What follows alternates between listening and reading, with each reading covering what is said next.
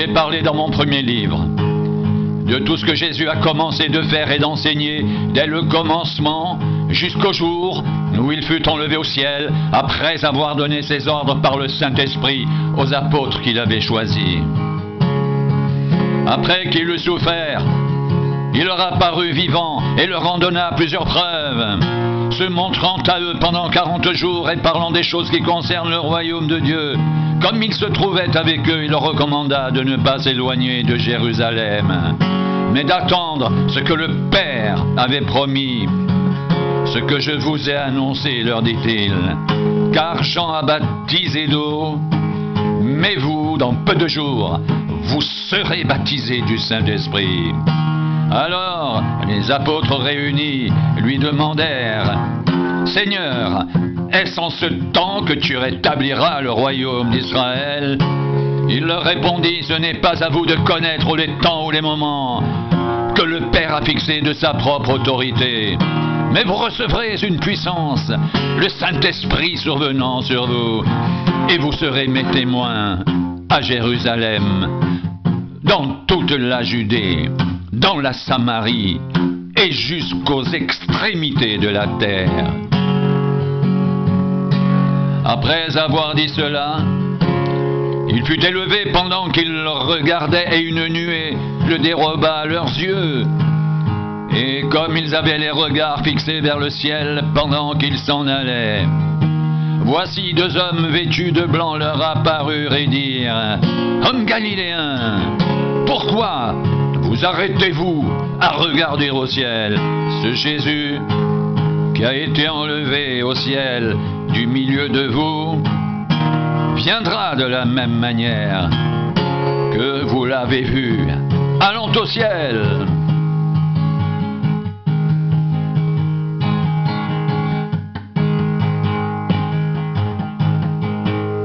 Théophile, j'ai parlé dans mon premier livre de tout ce que Jésus a commencé de faire et d'enseigner dès le commencement jusqu'au jour où il fut enlevé au ciel après avoir donné ses ordres par le Saint-Esprit aux apôtres qu'il avait choisis. Après qu'il eut souffert, il leur apparut vivant et leur en donna plusieurs preuves, se montrant à eux pendant 40 jours et parlant des choses qui concernent le royaume de Dieu. Comme il se trouvait avec eux, il leur recommanda de ne pas s'éloigner de Jérusalem, mais d'attendre ce que le Père avait promis. Ce que je vous ai annoncé, leur dit-il, car Jean a baptisé d'eau, mais vous, dans peu de jours, vous serez baptisés du Saint-Esprit. Alors les apôtres réunis lui demandèrent, « Seigneur, est-ce en ce temps que tu rétabliras le royaume d'Israël ?» Il leur répondit, « Ce n'est pas à vous de connaître les temps ou les moments que le Père a fixés de sa propre autorité, mais vous recevrez une puissance, le Saint-Esprit survenant sur vous, et vous serez mes témoins à Jérusalem, dans toute la Judée, dans la Samarie et jusqu'aux extrémités de la terre. » Après avoir dit cela, il fut élevé pendant qu'ils le regardaient, et une nuée le déroba à leurs yeux.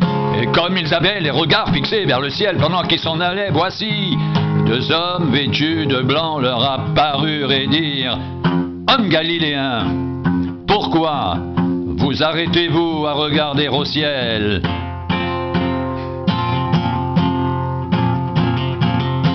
Ce Jésus qui a été enlevé au ciel du milieu de vous viendra de la même manière que vous l'avez vu allant au ciel.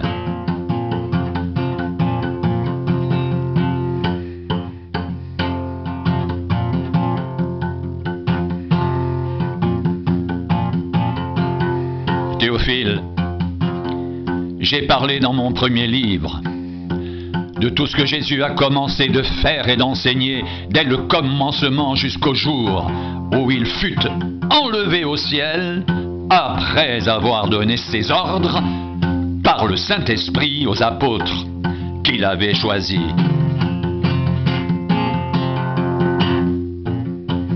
Après qu'il eut souffert, il leur apparut vivant et leur en donna plusieurs preuves, se montrant à eux pendant 40 jours et parlant des choses qui concernent le royaume de Dieu.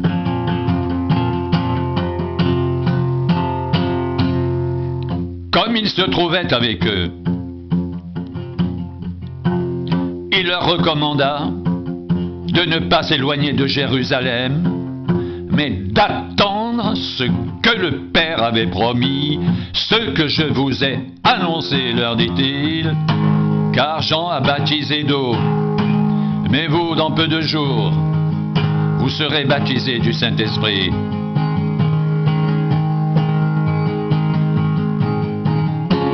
Alors les apôtres réunis lui demandèrent, Seigneur, est-ce en ce temps que tu rétabliras le royaume d'Israël? Il leur répondit, ce n'est pas à vous de connaître les temps ou les moments que le Père a fixés de sa propre autorité. Mais vous recevrez une puissance de Saint-Esprit survenant sur vous.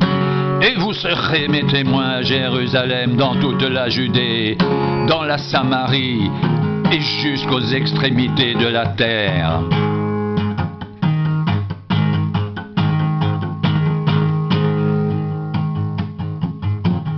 Après avoir dit cela, il fut élevé pendant qu'ils le regardaient, et une nuée le déroba à leurs yeux. Et comme ils avaient les regards fixés vers le ciel, pendant qu'ils s'en allaient, voici 2 hommes, vêtus de blanc, leur apparurent et dirent, Hommes galiléens, pourquoi vous arrêtez-vous à regarder au ciel? Ce Jésus qui a été enlevé au ciel du milieu de vous viendra de la même manière que vous l'avez vu allant au ciel.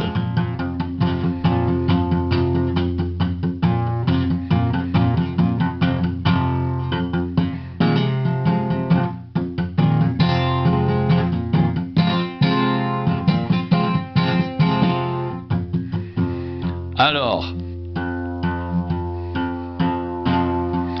ils retournèrent à Jérusalem, de la montagne appelée des Oliviers, qui est près de Jérusalem, à la distance d'un chemin de sabbat. Quand ils furent arrivés, ils montèrent dans la chambre haute, où il se tenait d'ordinaire. C'était Pierre, Jean, Jacques, André, Philippe, Thomas, Barthélemy, Matthieu, Jacques, fils d'Alphée, Simon le Zélote, et Jude, fils de Jacques, tous, d'un commun accord, persévéraient dans la prière avec les femmes et Marie, mère de Jésus, et avec les frères de Jésus.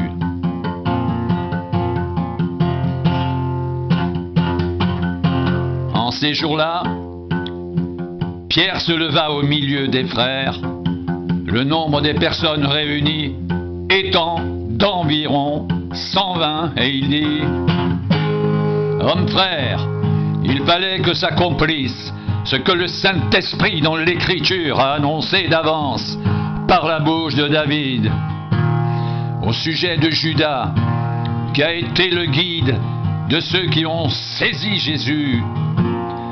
Il était compté parmi nous et il avait part au même ministère. Cet homme ayant acquis un champ avec le salaire du crime est tombé et s'est rompu par le milieu du corps, et toutes ses entrailles se sont répandues. La chose a été si connue de tous les habitants de Jérusalem que ce champ a été appelé dans leur langue à Keldama, c'est-à-dire chant du sang. Or il est écrit dans le livre des psaumes que sa demeure devienne déserte et que personne ne l'habite. Et qu'un autre prenne sa charge. Il faut donc que parmi ceux qui nous ont accompagnés tout le temps que le Seigneur Jésus a vécu avec nous, depuis le baptême de Jean jusqu'au jour où il a été enlevé du milieu de nous, il y en ait un qui nous soit associé comme témoin de sa résurrection. Ils en présentèrent deux, Joseph, appelé Barsabas, surnommé Justus, et Matthias. Puis ils firent cette prière: Seigneur, toi qui connais les cœurs de tous, désigne lequel de ces deux tu as choisi, afin qu'il ait part à ce ministère. Et à cet apostolat que Judas abandonnait pour aller en son lieu, ils tirèrent au sort, et le sort tomba sur Matthias, qui fut associé aux 11 apôtres.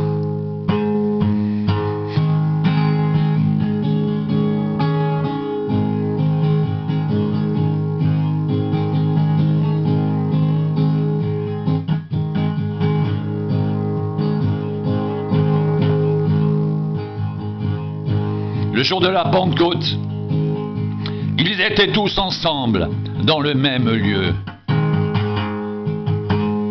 Tout à coup, il vint du ciel un bruit comme celui d'un vent impétueux, et il remplit toute la maison où ils étaient assis. Des langues semblables à des langues de feu leur apparurent séparées les unes des autres, et se posèrent sur chacun d'eux, et ils furent tous remplis du Saint-Esprit, et se mirent à parler en d'autres langues, selon que l'Esprit leur donnait de s'exprimer. Or, il y avait en séjour à Jérusalem des Juifs, hommes pieux, de toutes les nations qui sont sous le ciel. Au bruit qui eut lieu, la multitude accourut, et elle fut confondue, parce que chacun les entendait parler dans sa propre langue. Ils étaient tous dans l'étonnement et la surprise, et ils se disaient les uns aux autres: Voici, ces gens qui parlent, ne sont-ils pas tous galiléens? Et comment les entendons-nous dans notre propre langue à chacun, dans notre langue maternelle, Parthe, Mède, Élamite, ceux qui habitent la Mésopotamie, la Judée, la Cappadoce, le Pont, l'Asie, la Phrygie, la Pamphylie, l'Égypte, le territoire de la Libye voisine de Cyrène, et ceux qui sont venus de Rome, juifs et prosélytes, crétois et arabes. Comment les entendons-nous parler dans nos langues des merveilles de Dieu? Ils étaient tous dans l'étonnement, et ne sachant que penser, ils se disaient les uns aux autres: Que veut dire ceci? Mais d'autres se moquaient et disaient: Ils sont pleins de vin doux. Alors Pierre, se présentant avec les 11, éleva la voix et leur parla en ces termes: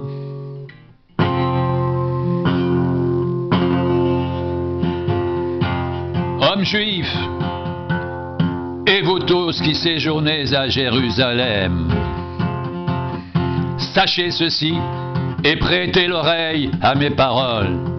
Ces gens ne sont pas ivres, comme vous le supposez, car c'est la 3e heure du jour.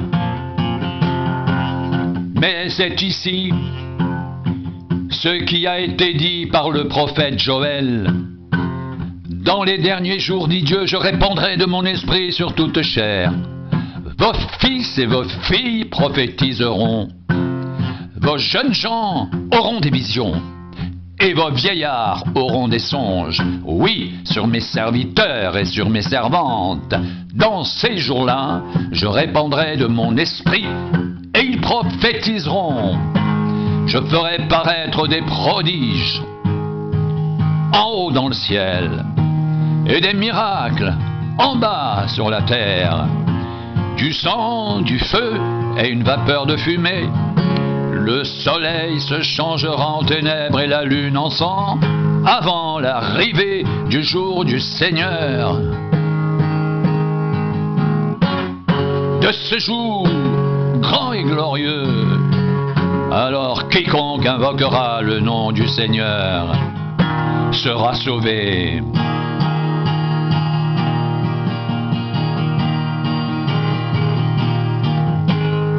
Hommes israélites, écoutez ces paroles. Jésus de Nazareth, cet homme à qui Dieu a rendu témoignage devant vous, par les miracles, les prodiges et les signes qu'il a opérés par lui au milieu de vous, comme vous le savez vous-même, cet homme livré selon le dessein arrêté et selon la prescience de Dieu, vous l'avez crucifié, vous l'avez fait mourir par la main des impies. Dieu l'a ressuscité en le délivrant des liens de la mort, parce qu'il n'était pas possible qu'il soit retenu par elle. Car David dit de lui, « Je voyais constamment le Seigneur devant moi, parce qu'il est à ma droite, afin que je ne sois point ébranlé. » Aussi mon cœur est dans la joie, et ma langue dans l'allégresse, et même ma chair reposera avec espérance, car tu n'abandonneras pas mon âme dans le séjour des morts, et tu ne permettras pas que ton sein voie la corruption. Tu m'as fait connaître les sentiers de la vie, tu me rempliras de joie par ta présence.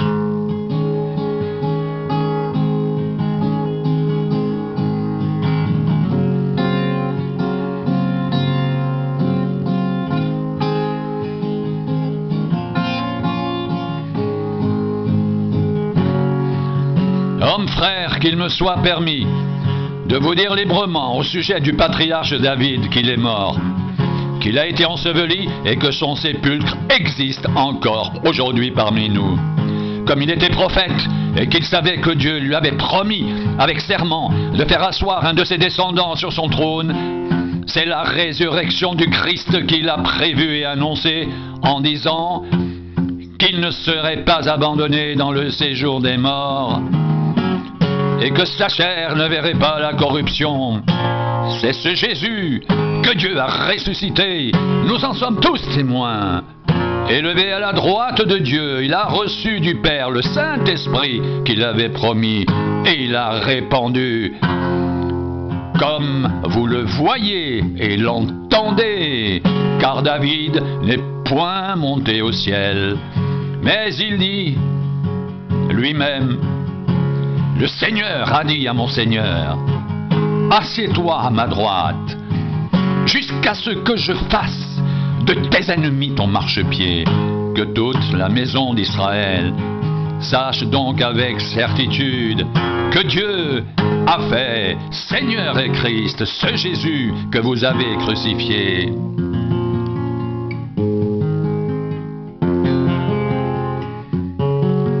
Après avoir entendu ce discours, ils eurent le cœur vivement touché et dirent à Pierre et aux autres apôtres, Hommes frères, que ferons-nous?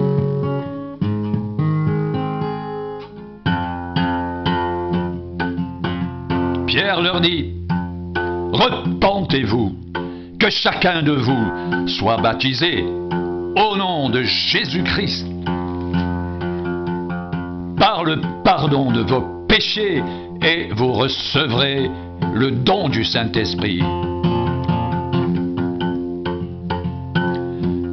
Car la promesse est pour tous ceux qui sont au loin, en aussi grand nombre que le Seigneur notre Dieu les appellera. Et par plusieurs autres paroles, il les conjurait et les exhortait, disant, « Sauvez-vous de cette génération perverse !» Ceux qui acceptèrent sa parole furent baptisés. Et en ce jour-là, le nombre des disciples augmenta d'environ 3000 âmes.